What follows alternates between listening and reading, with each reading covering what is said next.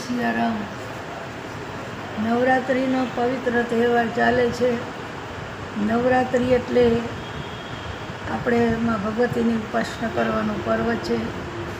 માં લક્ષ્મી, માં સરસ્વતી અને મહાકાલી એમાંથી દરેક માં ભગવતીના અવતારો પ્રગટ થયા।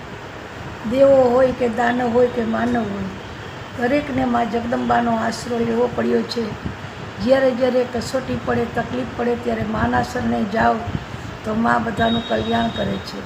અને એટલે જ માં પાસે તમે ગંધારું, ગોબરું, ગમે તેવું કાલું ઘેલું હોય પણ માનું બાળક છે।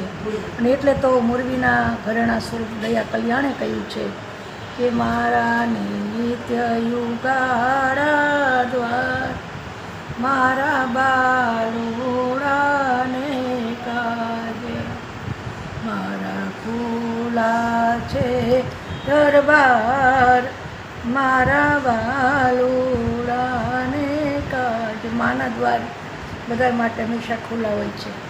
તો કોઈ પણ સ્વરૂપમાં બા ભગવતીને તમે માનો। સાચા સ્વરૂપમાં જોઈએ તો તમારા ઘરમાં તમારા પત્ની, તમારી બહેન, તમારી દીકરી કે દીકરાની વહુ કે કોઈ પણ સ્ત્રી માત્ર, યત્ર નારી પૂજ્યતે રમ્યતે તત્ર દેવતા। જ્યાં નારીનું સન્માન થાય ત્યાં ભગવતી અજરાજરૂ હોય છે। મા પાસે જઈને ફક્ત દીવો કરો ને તો પણ મા બધાના કાર્ય કરે છે।